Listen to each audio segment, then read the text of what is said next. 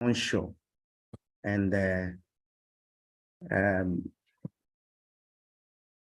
so onshore, and that is our flagship project. And our plan is to drill the first well somewhere next year, preferably the first quarter. So we are planning assiduously to do that. That's a short introduction of GNPC. I have with me a number of GNPC team. The project manager, Mr. Dominic Ponu, is here.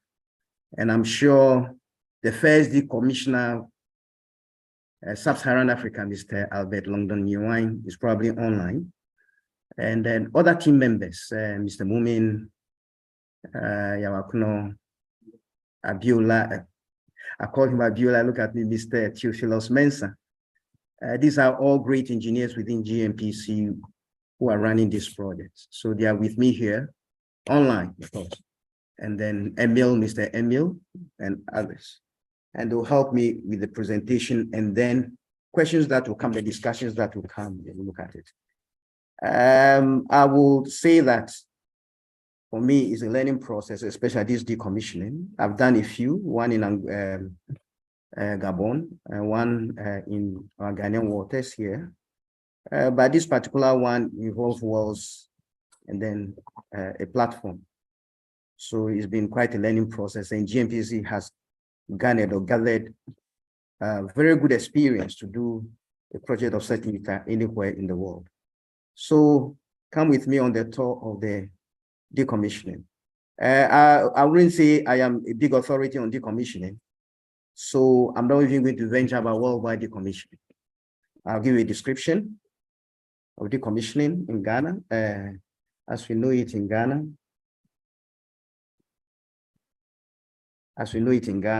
And then, yeah. So there'll be what is this commission? I'll give a short description. And then and then I'll say PAP Energy is the one who did the decommissioning study for who led it. And Amasa is a Ghanaian company, and the history of the Sopon field. Then I also talk about planning and permits. And then, of course, the community social responsibility activities that we had to do in the enclave of the project affected people, as well as over a plethora of stakeholders to get our social license and regulatory licenses to do that. And then I'll give a flavor of our health, safety, and environment performance on the field when we started this project. Then I will look at the block and abandonment, then the dismantling of the platform called Mr. Louis. And then from there, the way forward, which involves putting navigation and marker buoys in place to allow the installation to mark the place out to anybody who will be passing there. Even if that is required, it will be discussed. And then challenges that came associated with the project. I will be very grateful for contributions. I prefer that I finish because some of the questions will be answered as we go along. However, if there is a big need to interrupt, please go ahead. And like I said, it is a learning process for me. So any contribution from people, questions, insightful questions that will help us to even do a better job here and maybe even go out of Ghana to do decommissioning. I'll welcome it gratefully. So let's go. What is decommissioning? Decommissioning can be said that it's a process consisting of the removal of industrial installations and any relevant structures that have come to the end of their productive life in a given industry, and the subsequent restoration of the industrial site to its previous status. For the Ghanaian or the situation in which we are, where we are decommissioning, it is the removal of infrastructure and equipment at the end of the productive life of field. That is the Sopon field. And it includes, for the Sopon field, it includes blocking and abandonment of all wells drilled, a removal of all infrastructure at location, and restoration of the site to safe condition, as close or to the former condition as possible, minimize potential and environmental impact of the activity itself, and then it shouldn't be when we finish, there shouldn't be any impediment to navigation from the site of what we've done there. Why am I saying this? A little history about Mr. Lee or the Sorpon Field. The Sorpon Field was discovered in 1970 by Signal Omoko, a US company. It is located about 30 kilometers from Sorpon in a water depth of 24 kilometers. So from Sorpon, as the crow flies to south east or west, southeast is 13 kilometers. And then the production started in October 1978 with 6 wells at a total rate of 4,800 barrels of oil per day. Those days, that was good production. The field produced from 2 wells, and then it declined. And then somewhere in the 2000s, it was revived. In fact, the field was abandoned in 1981, 82, 85. It was abandoned in 1985 when the production rate came below 400, around 400 barrels per day. It wasn't economic to produce then. So the field was abandoned the first time. It was, the field was handed over to GNPC. We cold stack everything, put everything in safe mode till the 2000s when Lushan Ethernet or SOPCL, Sorpon Offshore Production Company Limited, came and took over, did some work over, refurbished the platform and started production. But somewhere in 2015, it couldn't be sustained. Production was yo-yoing between 200 and 300 barrels per day. And the cost of production far outweighed the production rate. The reservoir lost energy. Whatever was done there, we couldn't bring it up. Several work over was done on the field, but it was not successful. So the company then abandoned the field and left a lot of liabilities, and the ministry took it and then handed it over to GNPC for us to look at it again. And from our assessment initially from the engineers, we assessed that the field couldn't produce economically, so it should be decommissioned. So the ministry at that time directed us to go ahead with the decommissioning of the field.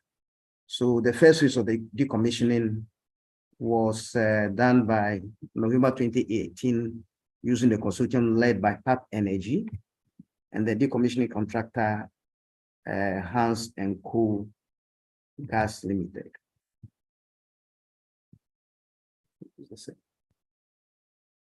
Just a minute.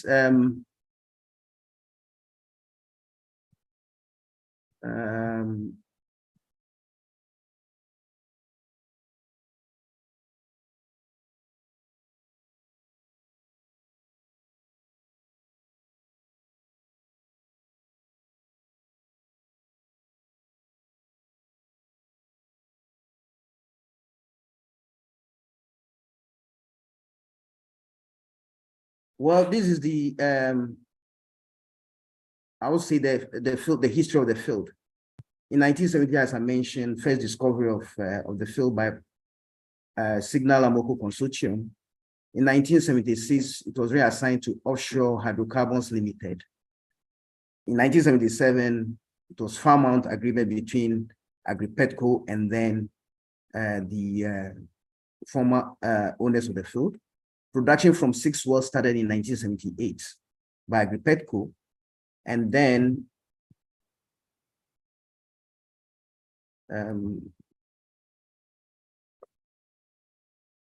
production was started from the declined, and then it was reassigned to Primary Fuels Incorporated in 1984. So you see the field had a checkered past. And then in 1985, as I mentioned already, it was reassigned to GNPC. And in 2000, Lushan Ethernet took over the field. And then around 2015, they abandoned the field. And right now we are more or less decommissioning the field, as mentioned earlier. And that's why we are here discussing it.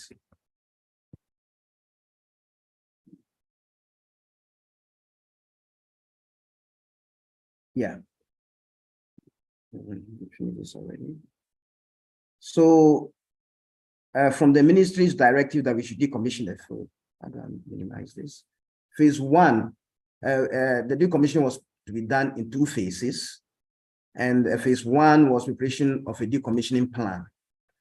And then the first phase of the decommissioning plan was completed in November 2018 using a consortium led by PAP Energy, which I mentioned earlier is a Ghanaian company, but they had Ditzman and other companies working with them to do the study. From the study, they said the phase two of the decommissioning came out, and it consisted of 3 stages. Stage one involved the plugging and abandonment of the wells, which will end in the removal of the conductor pipes and recutting the pipes and everything at the mud line so that it will not interfere with any boat or marine activity over the field. And then the second one is Mr. Louis, the platform is at the top side will be removed and dismantled. And then any waste or scrap will be managed and then disposed of in an environmentally conducive manner. And the site itself will be remediated, or will do the site in such a way that we try as much as possible to bring it to its original state. Regulatory recommendation by the consultant includes the section 43 to 49 of the Petroleum Commission's Petroleum Act, that's Exploration and Production Act 216, and then the present Act Exploration and Production 1, Act 919. Also, we have to take into consideration international regulations of the North Sea best practice and other relevant Ghanaian regulations, notably from the EPA and then the Ghana Maritime Authority. I mean, these were their findings at that time, but you will see from when we're implementing it that we unearth other regulatory agencies that we work with. Then phase one, as we mentioned, was done by PAP Energy, and the phase two of the decommissioning was led by also a Ghanaian company, Hans & Co Oil and Gas Limited.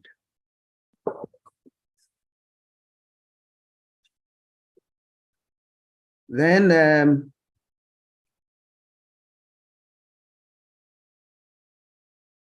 when we come to the planning and permitting, which is very, very important, because you cannot do a project of this nature where you'll be removing scraps, you'll be plugging and abandoning well without going to the relevant agencies for permitting. So, and then studies. So in the planning, we did geophysical studies. We surveyed the rig and then where it is for positioning of an offshore jackup that will be bringing to plug and abandon the wells.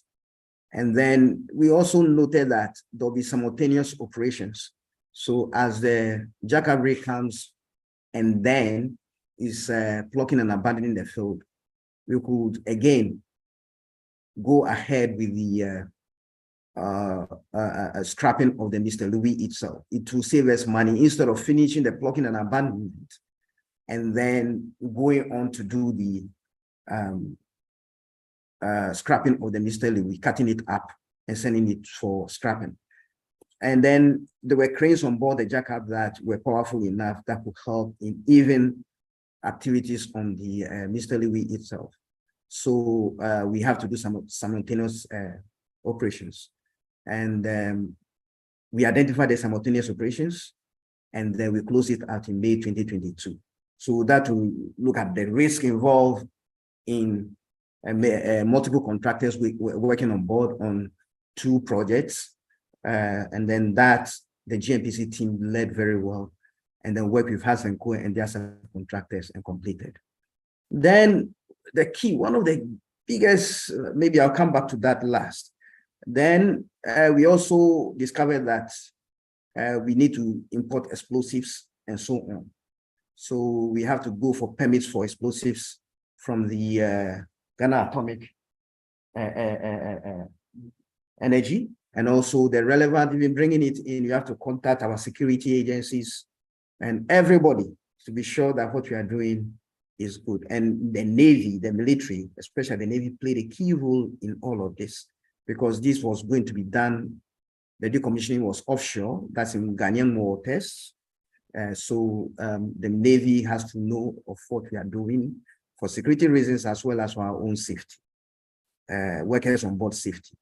Then we also had a security master plan, which I mentioned a bit about, for the project which we did in 2022, June 2022, and then rights for the decommissioning. So we made, these two things, the community engagement and rights for decommissioning. We held engagements in affected project areas in April to May 2022. And I must say, earlier on in 2019 or 2020, 18, we had some engagement from Accra all the way to Takoradi, Accra, the Cape Coast area, and then Takoradi, to engage stakeholders like the chiefs and people of that area who do fishing around there, to tell them about the decommissioning project.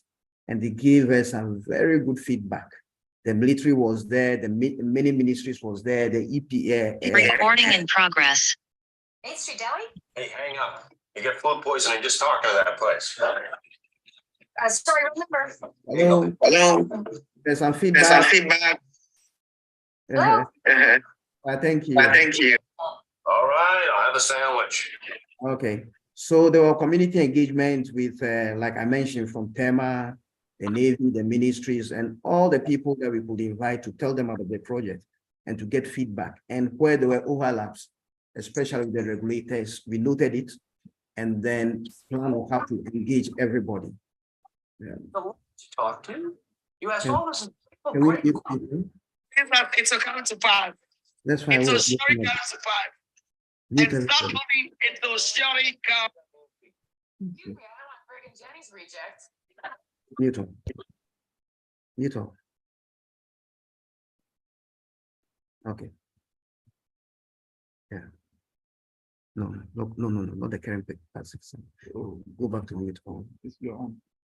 No, I'm not on. Go ahead. Hello. Go to mute on. No. Allow participant to unmute. Yes, we can see. Director, we can see, sir. We can hear you. Can you hear me? Yes, Okay. All right. Okay. We're just trying to mute that feedback coming in. So, and for us, the community engagement is one of the showstoppers, biggest showstoppers for this activity. So we did a good engagement. We went to the Cape Coast area at Anumabo, where we met chiefs and people who were closest to the activities, the decommissioning activity, and to the mystery that we're going to do. And we got some very, very good feedback. So following that, some rights have to be performed for the decommissioning, which we did. And then we followed up with community entry strategies. So, and which I think has worked very well to the extent that fisher folks, a lot of them keep away, a few of them, of course, who didn't hear of it, come by, we want them off, and if they continue, we engage the chiefs and people to talk to those fisher folks. Some came from all the way from Tema, and we crafted a different strategy for engaging those people. So we made some donations to Nkosukum Traditional Council for rights before execution of project began in June 2022. Okay, then we'll continue with the planning and permits. For the decommissioning strategy, the minister had approved the decommissioning strategy, which we sent to him way back in 2017-18. And then the blocking and abandonment strategy too was received by the Petroleum Commission. And Petroleum Commission is the main regulator for GNPC's activity upstream.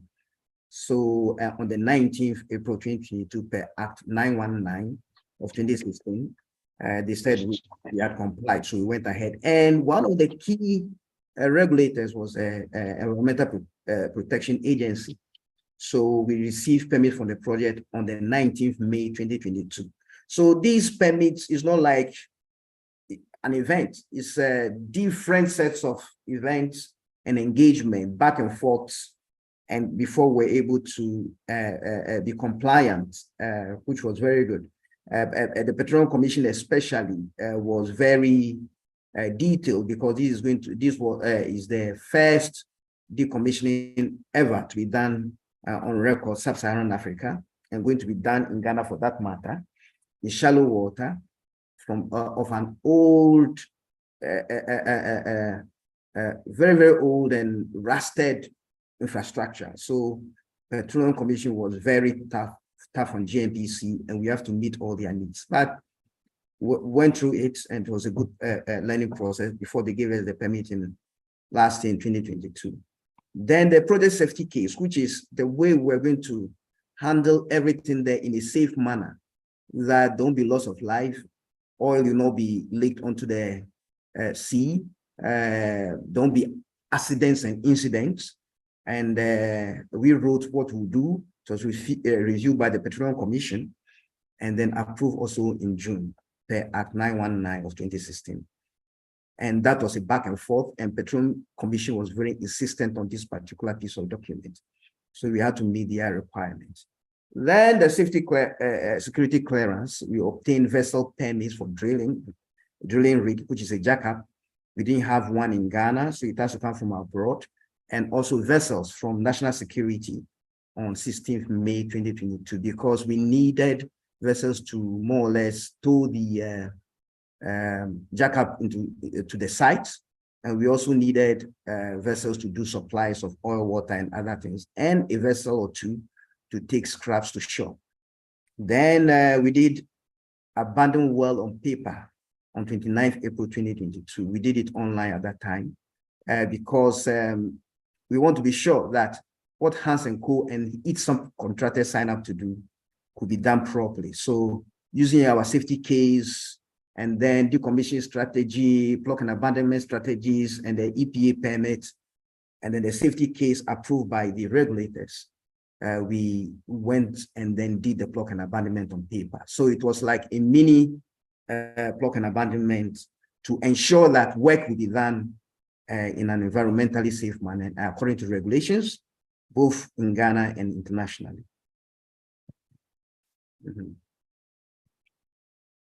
Then there was a big kickoff meeting of the project on the 14th of July 2022. That was a big milestone.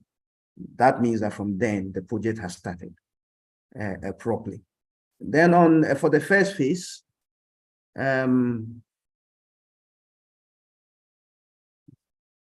CSR, that's our corporate social responsibility for the project. How would it impact communities? So as we said already, we engage the primary and secondary communities. The primary communities are the ones that are on the seashore and the ones close to the project site itself, like Anmoabo, as I mentioned, Abanzi, Salt Pond, Kromantin, and then all those towns and villages that, for one reason or the other, if there's an incident, will be impacted. We engage them thoroughly.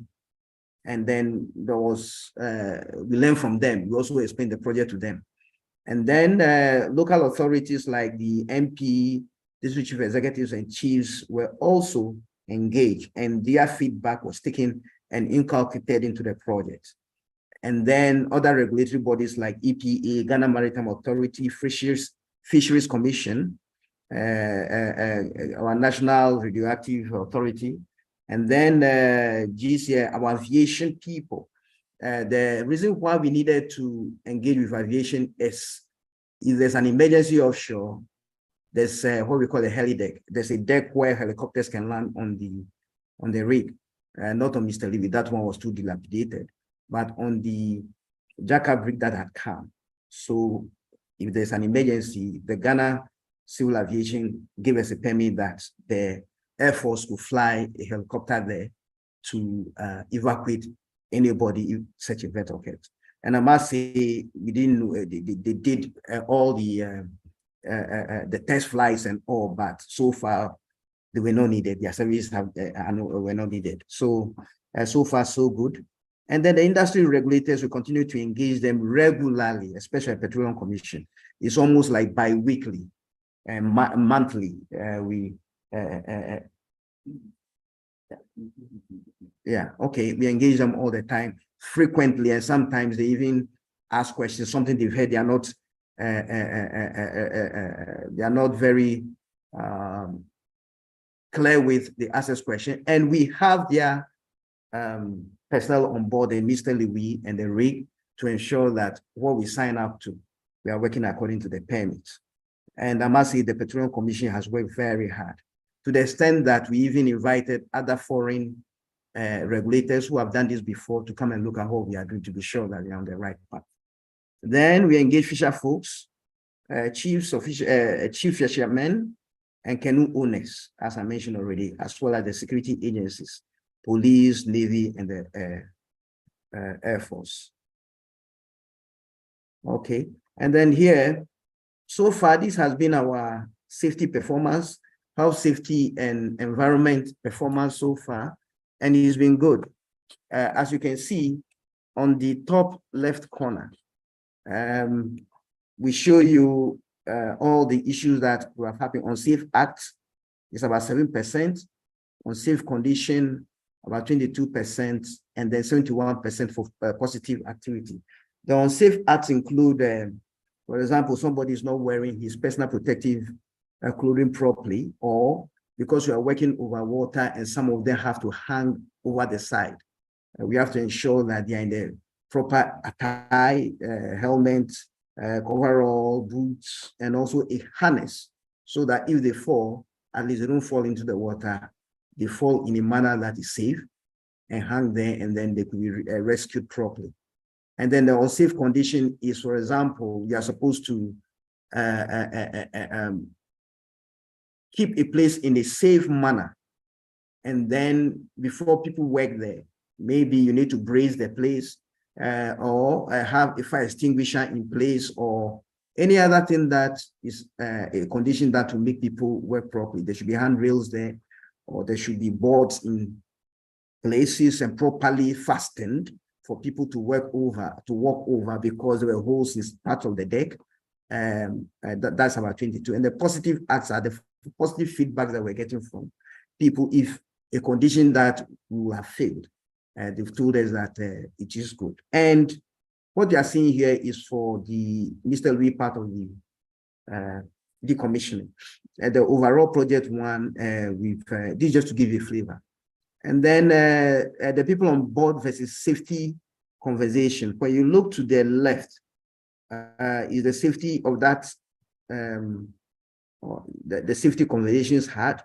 We had almost up to 400 in let's say February, and then in May it came down to below 350. I would say 330, and then or 340, and then in July it went up a bit more. So these are the safety conversations that we had, and the people on board at that time is shown. The people on board at that time is shown here. That we had, what do you call it? In, for example, in May we had, about 48 people on board, and then in that May.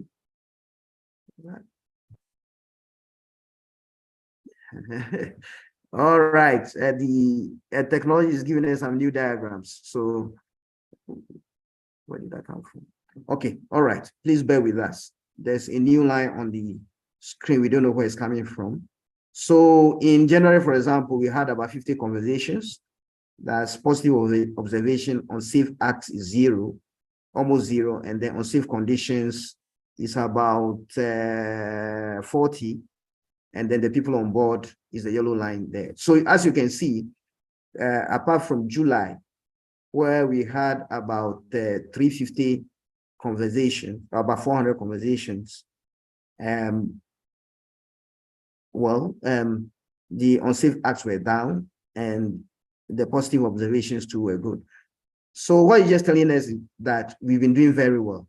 The more conversations you have, the more people are aware to act safely, so that there are no incidents on board, because we want our workers, people, to come home safe to their family. And man hours per company year to date. At GNPC, we are project managing this. It's our project. We've done 3,720. So they hang over on the side. do scaffolds and so on. They have 16, almost 16,000 man hours. Hans and Co, the main contractor to us, did about 8,000 hours, and ASOGAS did about 37,000 hours, and then Newco did about almost 10,000 hours, and Atlantic Marine did about 35,000 hours. These are all subcontractors who do various works on board. So you can see the man hours done, and then just on one of the platforms, on the platform itself, and then the successes that we've shown. Then here, should I do escape? Let's see if you can get it off.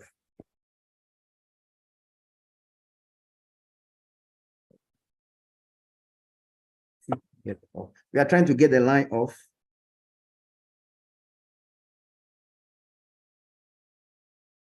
All right, bear with us. Maybe somebody somewhere is playing some mischief. But we'll travel along. So for the P&A sequence, that is what we are seeing here. And then I have with me here the project manager, who will talk at it, because he's the one who did this, and he can talk at it better for me. So Dominic Ponu is here, so he will describe the P&A one very well. Okay, good evening, colleagues. Thank you, Victor, for this opportunity. I appreciate it. So I'll just take you through the sequence of operations that we did to permanently plug and abandon the wells. So if you look at the first schematic, it's showing you the kind of architecture we have in the well. So our first option was to go in and get all those architecture out of the well. So on the first one, on picture number 1, is the existing well. Then we go in, we pull out the existing completions, and we come to picture number 2. That is how the well looks like after you've taken out the completions. Then the second one, picture number 3, we go in and perforate the reservoir. If they are perforate the reservoir to get more access to the reservoir, so they can pump cement and make sure the reservoir is isolated. So we pump cement and squeeze the cement into the perforations to make sure that all the producing pores have been permanently abandoned. And when we squeeze the cement, we apply pressure and hold the pressure till the cement is set. Once the cement is set, we do a pressure test of the cement, as well as a weight test, just to confirm that we have the cement in place. So by doing the pressure and the weight test, at least we are confident that we'll be able to plug back the reservoir and won't have any hydrocarbons coming all the way to surface. Then after we finish that first, well, we set up a secondary plug on top of the reservoir, just as a backup to isolate any hydrocarbon zones that would have missed. Then we set up another bridge plug. So the bridge plug, we set up a bridge plug. That's picture number 4. We set up a bridge plug. Then we cut the casing. We cut the casing in picture number 5. Then we set another plug in picture number 6 to set up secondary plugs. So secondary abandonment plugs. The bridge plug sets up a base for you to set the other abandonment plugs. So once we set those plugs, we weight test them as well. So once we weight test and we confirm that the cement is in place, we move ahead to the next well, and we set an environmental plug. So the environmental plug is set close to seabed, about between 50 to 100 feet from seabed, just to make sure that we isolate any freshwater zones that are close to the seabed. So we also set that as well, and some of the environmental plugs were also tested, just to ensure that those plugs are where it is, are in place. Good. Thank you so much, Dominic.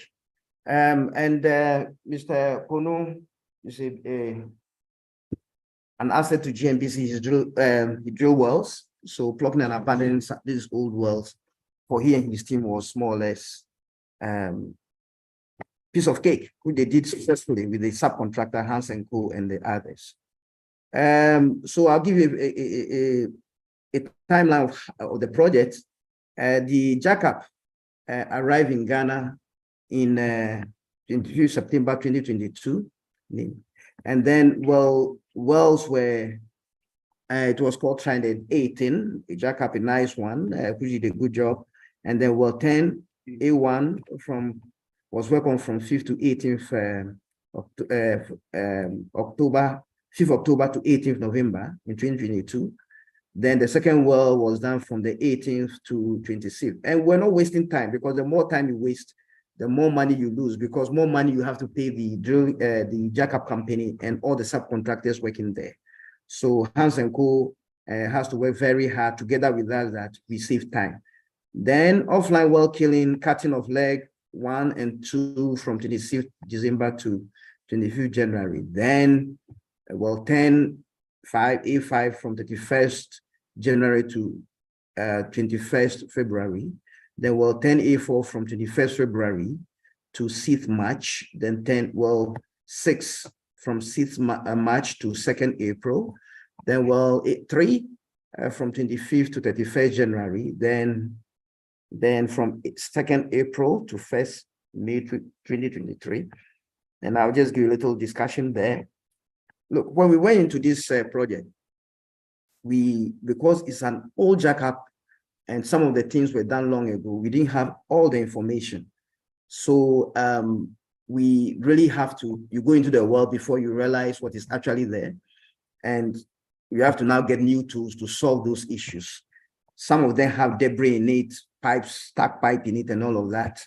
And even some of the packets, the things that hold the well together so that we don't get what we call a blowout gas and so on coming out there. The thing that isolates the zones from the wells, we couldn't unstack them properly. So we have to bring, Hans & Co has to bring in new equipment.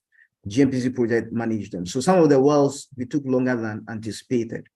In fact, initially we thought we could do this quickly on paper, but when we went there, we had different information, so it took longer than we thought. So the rig was, the Trident 18 was demobilized on 3rd May 2023, and then the rig departed Ghana on 14th June 2023. So talking and abandoning the well, these are some of the pictures to give you a flavor of what was done there. As you can see here, this is the jackup, and these are the pipes from the wells. You know, these are any well that you have, as Mr. Ponu described, there are pipes in it. Those pipes that he talked about that we pulled out. These are some of them. It's all scrapped now. And then we call this a well head. When you finish drilling a well and you want to produce it, you put something on it. What you call the Christmas tree or Christmas tree. The well head is down there. This is like a Christmas tree, you know.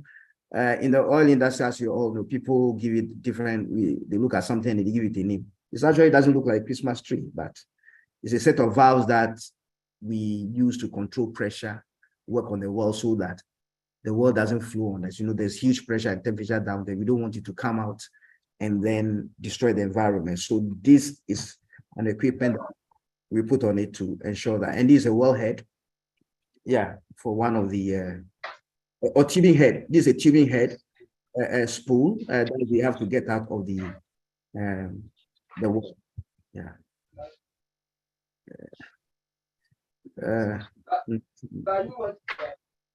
Hello, there's a feedback from someone. If you can mute yourself, that would be nice. Then on the 9th, to go ahead with Mr. Louis, you know, the first description was on the wells. You remember we said there were 3 parts to the project. That first part we did successfully and then completed. We are coming to talk about what happened on the Mr. Louis. Participants, I'm going to mute somebody now, so bear with me as we do that. This? Yes. All right, so we can go on now. So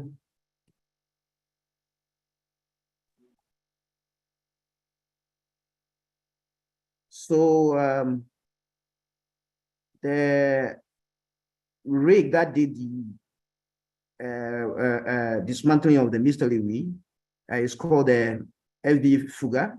It's a badge, and it arrived on the 9th of June 2023. And then he began his job on the 16th January. I beg your pardon, he arrived in Ghana on the 9th of January and began work on 16th January 2023. So he began cutting up Mr. Louis. The legs, started from the legs, went to, the legs was protruding over the platform. And then also so first we took over the process equipment, we dismantled it. Then we went to the decommission of the legs 1 to 6 above deck. Then we decommissioned 7 to 12 above deck. And then we decommissioned the heli deck. So, and then we complete dismantling of hull and jackets.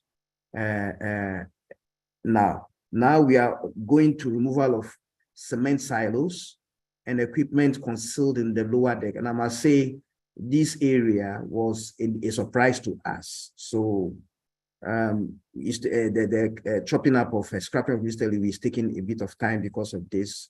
We found tanks there and we have to find a new way of handling all of those things. And then we dismantle, the next one would be the dismantling of legs below hull and water. And then we'll do the final reporting. So right now, we are here. We are the removal of the cement silos and equipment concerning lower deck. So dismantle of legs below deck, and then the issue of the final report are the next steps. So this is the Mr. Louis on the left. This is a good picture of the operation. The jackup Trident 18 can be seen here. And this is the rig working on the wells here, down here. So the pipe that you saw earlier that was pulled up, it was this rig or the derrick and all the equipment, the pressure equipment, control equipment, mud, chemicals, and so on. We used to pull out the pipes. And as you can see, there's a supply boat there that brings supplies on board. And this is the heli deck that I spoke about. So, and then also the cranes that did some work for us on the Mr. Louis. This you see here is good old Mr. Louis. And that's the heli deck there. The heli deck, I told you, is rusted. As you can see, the whole rig is rusted. It's a hazard to the field or the waters there, and also to fishing and navigation. And then we needed to take it away because it was no longer producing. Then now, that's how Mr. Louis looked before the decommissioning started. And now, as we said, all the legs, see all these tall legs have been cut away. And then production equipment, maybe you can see one here, have all been chopped. And then, beg your pardon, we've taken away almost everything on the deck, including the heli deck. So this is where we are. The next thing is we take away all this, and then this, and then start cutting the pipes till we get to the bottom and take it away. So this is the current state. So there's a lot more work to be done. And the scratch cut from Mr. Louis, there's a boat, a supply boat that we put them on. And as I mentioned earlier, you see some people here working this, at the side of the Mr. Louis. They have to be in harness. You see them in floaters, properly dressed helmets, gloves, yeah, and proper boots and so on. And then here you can see a welder cutting up the rusted decks. And then we have to take all of this. And in doing all of this, that's why we have a lot of conversation around safety, so that these men will do their work and come home to their families safely. That's our goal. Then eventually, the look ahead is when we finish and take everything from the rig there. As mentioned already, we take away everything here, including 90 feet of water of this, because this is about 90 feet or 24 meters. We'll take everything from there and then send to shore, and then return that place to a good state. Then we have to put a marker buoy that we've left anything in the seafloor to show that there's something in the seafloor. So if you're a ship passing through that area, be careful. But if you're able to clear everything from the bottom of the sea and return it to its former state, then we'll probably not be needing a buoy, but we'll just go to the Ghana Maritime Authority for them to mark it on their navigational things that they used to be Mr. Louis there, it is no longer there. So those are some of the things that we'll be doing. Now, when we're doing all of this, we have to do some risk management and to see, again, I beg your pardon, we'll have to go and then mute somebody because there's a feedback. But all participants, is above.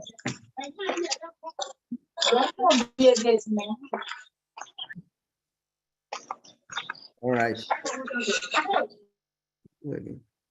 All right. No, that's okay.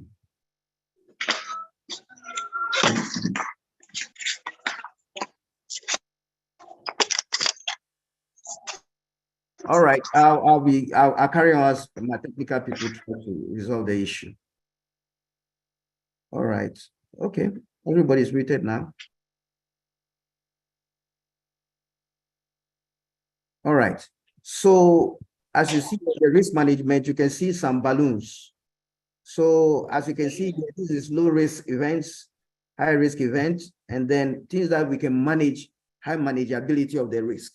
And then as you go to this area is the low manageability of the risk. So as you can see, killing of the well kill was quite, I'll say something, rig movement positioning itself, as you can see here, although it's a bit of a high risk, is very, it's a low risk event.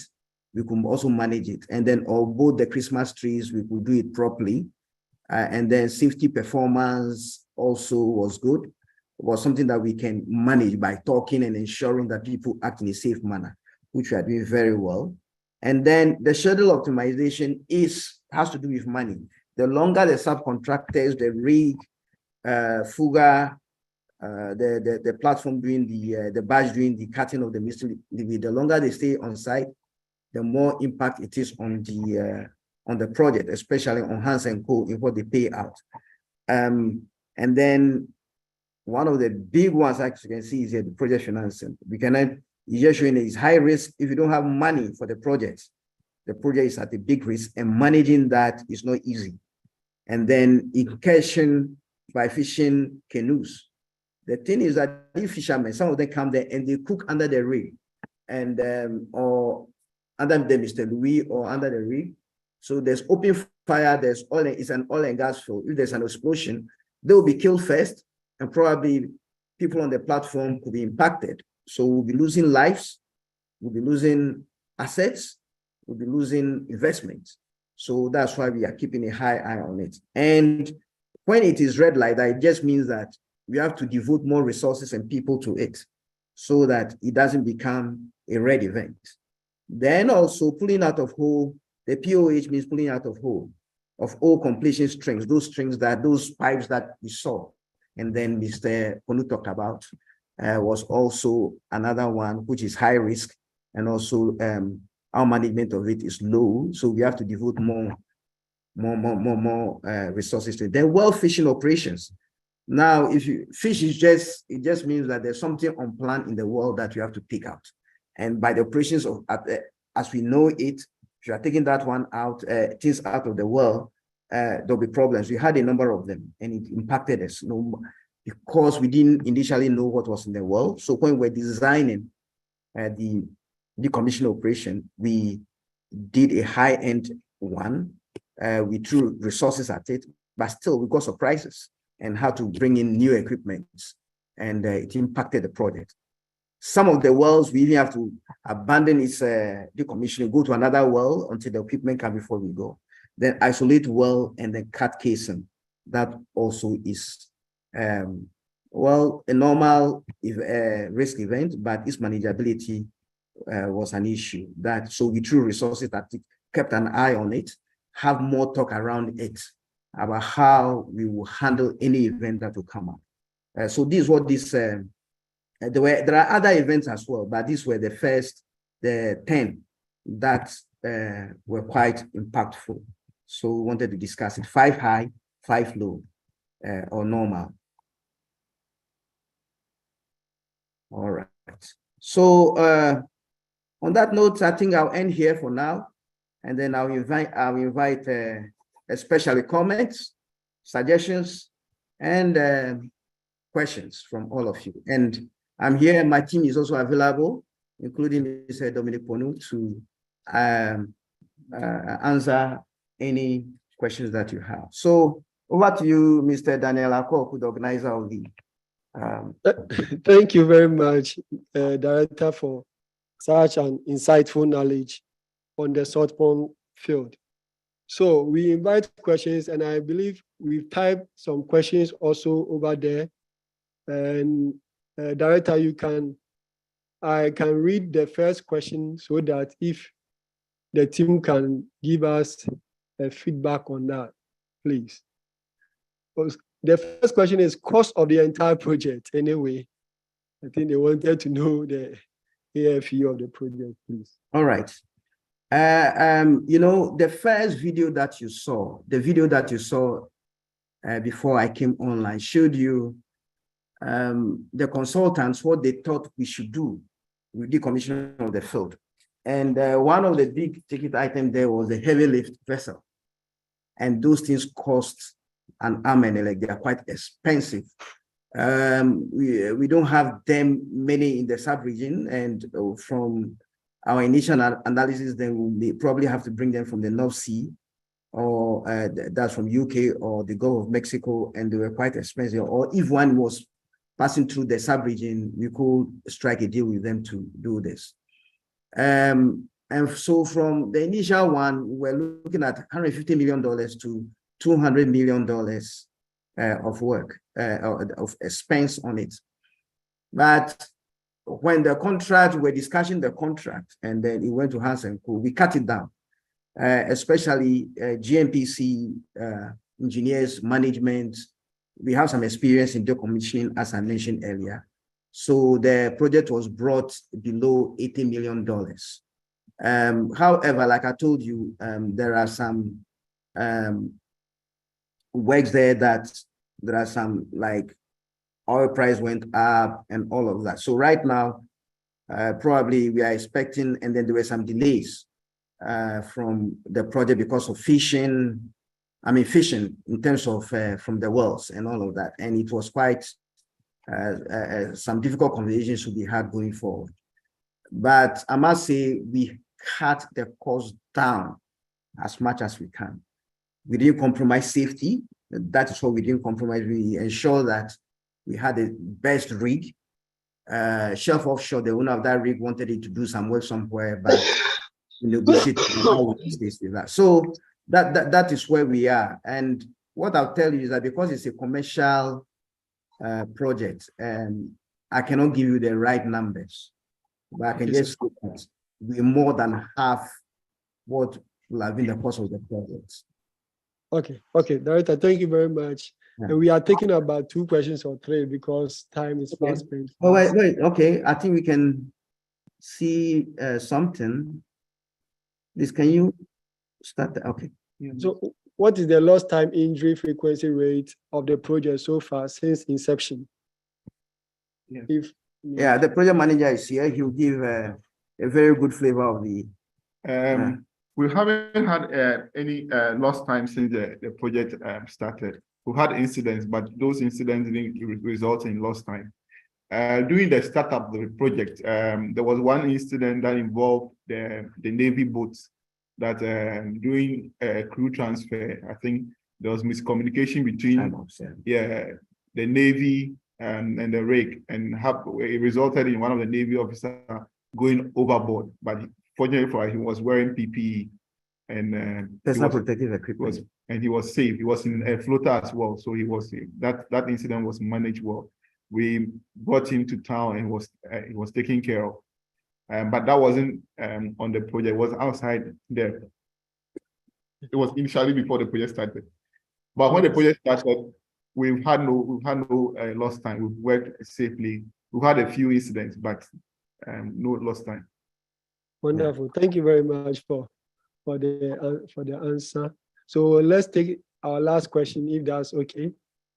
Yeah. Why wasn't a Trident 18 used for the whole decommissioning project? I'll say a little word, and then the project manager can come in. Trident 18 is expensive, and it's best used as a drilling or plugging and abandonment of the well. You don't want to use that for the laborious cutting of the rig of the platform. So you just incur more costs. So that's one of the reasons. And Yes. So the Trident A2 is catered for drilling P&A operations, not for dismantling. So the dismantling is you are cutting off the rig and then moving it off location. The Trident A is a regular drilling rig that is not drilling operations or completion operations. So once we had finished plugging the wells and the wells were safely plugged back, there was no need for the Trident A. We just needed a different barge that will come and cut the platform into pieces. That was why we went for the LB Fuga. The LB Fuga had a cranes that will help us cut or dismantle the Mr. Louis pieces. So Trident 8 is just for drilling and completion operation. And once the drilling and completion operations are completed, it helps me. all right. Okay, all right. Thank you very much, Director and the team. We are bringing the meeting to an end, and my chairman just gave the platform to me, which is Chairman Adontin. So thank you, participants, for your time, and all of you for making the time for this presentation. And we believe that going forward, more presentations will be coming. And we hope that all of you will also sign up and you will do your best for sharing as well. So thank you all, Director Asunu Atta. I remember the last time, that was 2007, we met on that platform. That was a great knowledge that you imparted to some of us. We are so grateful. We are so grateful. And thank you, Dominic, and all the team and all the participants online. We are grateful for coming online this time. We are grateful. All that. We thank you all. We thank you all. And the Ghana Institution of Engineering, we thank you all for making this possible. We are grateful. Thank you. And I must say, we have other participants who GMPC people are on standby to answer many of your questions, but for time. So thank you for the opportunity. And I bring felicitations from our CEO, Mr. Dankwa, and the deputy CEOs to all of you for giving GMPC this opportunity. Thank you and good morning. Have a wonderful weekend. Thank you, thank you. And I'm sharing an email so you can write or send your comment or your question also on the email, and it will be answered if possible. Thank you very much. All right. Bye-bye. Bye, sir. Bye. Thank you. Thank you all.